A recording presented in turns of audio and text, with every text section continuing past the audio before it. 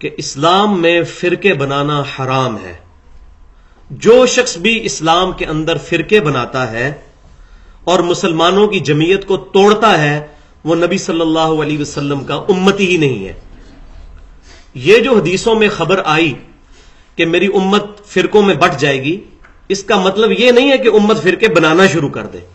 یہ ایک غیبی خبر تھی جو اللہ تعالیٰ نے امام کائنات سید الاولین والآخرین شفیع المذنبین رحمت للعالمین سیدنا و مولانا امام اعظم محمد رسول اللہ صلی اللہ علیہ وسلم کو عطا فرمائی تھی.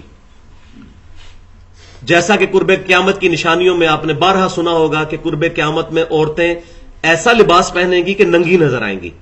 اب اس کا مطلب یہ نہیں ہے کہ عورتیں ننگا لباس پہننا شروع کر دیں، یہ خبر ہے. اسی طرح میری امت فرقوں میں بٹ جائے گی، یہ خبر ہے، نہ کہ حکم ہے کہ فرقے بنائے جائیں. حکم کیا ہے؟ قرآن پاک پورے کا پورا قرآن اس کے خلاف ہے. صرف سورۃ الانعام کی آیت نمبر 159 جو ہے، بسم اللہ الرحمن الرحیم، ان الذین فرقوا دینہم وکانوا شیعا لست منہم فی شیء. بے شک جن لوگوں نے دین میں فرقے بنائے اور اپنے آپ کو گروہوں میں بانٹ لیا، اے محبوب صلی اللہ علیہ وسلم آپ کا ان سے کوئی تعلق نہیں ہے. انما امرہم الی اللہ، ان کا معاملہ اللہ کے سپرد. ثم ینبئہم بما کانوا یفعلون، پھر اللہ تعالیٰ ان کو بتا دے گا جو کچھ وہ دنیا کے اندر کرتوت کیا کرتے تھے. پھر کیٹیگوریکل مینشن ہوا ہے سورہ آل عمران کی آیت نمبر 103 کے اندر، وَاعْتَصِمُوا بِحَبْلِ اللَّهِ جَمِيعًا وَلَا تَفَرَّقُوا، اللہ کی رسی کو مضبوطی سے تھام لو، آپس میں فرقوں میں مت بٹو.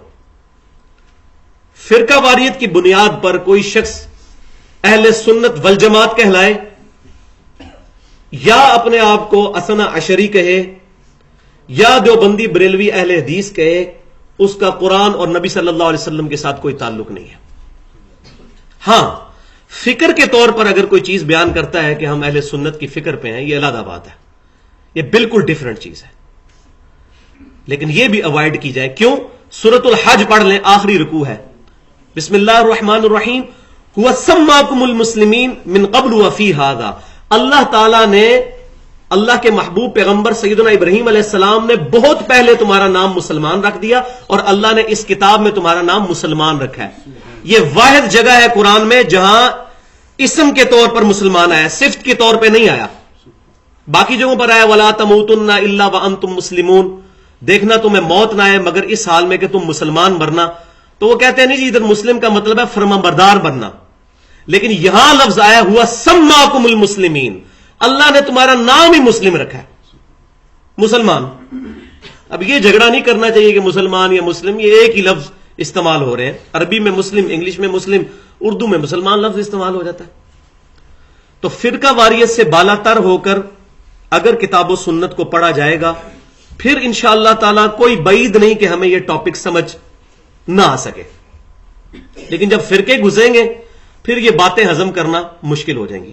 میں یہاں وہی بات کروں گا، بڑی ننگی بات، بڑی اریاں اور نیکڈ بات، کہ بھائیوں قادیانی صرف اس لیے کافر ہیں کہ ہم قادیانیوں کے گھر نہیں پیدا ہوئے. سیدھی سی بات ہے، سچی سی. اگر ہم میں سے یہاں جتنے 100 کے قریب لوگ بیٹھے ہیں، اگر ہم لوگوں کے ماں باپ قادیانی ہوتے، ڈیفینیٹلی قادیانی ہوتے ہم لوگ. میں اپنی بات کرتا ہوں، ہم قادیانی ہوتے. ہم کبھی بھی نہ یہ سوچتے کہ ہم سے باہر بھی حق لائی کر سکتا ہے. اسی طریقے سے کبھی بھی کوئی دیوبندی، بریلوی، اہل حدیث، شیعہ یا کسی بھی مکتبہ فکر سے تعلق رکھنے والا شخص کبھی نہیں سوچتا کہ ضروری نہیں کہ میں ہی 100% حق پر ہوں، ہو سکتا ہے سامنے کی بات بھی حق پر ہو، مجھے غلطی لگ گئی ہو کہیں پر. لیکن یہ ساری چیزیں اسی کو سمجھ آئیں گی جو نبی صلی اللہ علیہ وسلم کا دامن کرم تھامے گا. ان الذین فرقوا دینہم وکانوا شیعا لست منہم فی شیء. اور اس میں دوسرا جرم اسی کانٹیکسٹ میں یہ ہے کہ جو لوگ بھی حق بات کو چھپائیں گے نا، قرآن پاک میں ان پہ کئی جگہ لعنت کی گئی ہے یہود و نصارہ کے علماء پر کہ یہ کتمان حق کرتے ہیں. اسی وجہ سے کتنے صحابہ اکرام علیہم رضوان نے اتنی عجیب و غریب احادیث، وہ میں آج ٹاپک نہیں ہے، وہ مرنے سے پہلے بیان کر دی ہیں کہ کہیں ہم پر یہ جرم نہ آ جائے کہ ہم نے حق چھپایا. کتمان حق کرنے والے پر اللہ تعالیٰ نے قرآن میں کئی جگہ فرمایا کہ اللہ کی لعنت، اللہ کے فرشتوں کی لعنت، تمام لعنت کرنے والوں کی لعنت جو حق بات کو چھپاتا ہے. فرقہ بچانے کے لیے اسلام بچائیں گے فرقہ ختم ہو جائے گا، فرقہ بچائیں گے اسلام ختم ہو جائے گا. اسلام جمع فرقہ از اکول ٹو 0. اب ہم نے فیصلہ کرنا ہے کہ اسلام بچانا ہے یا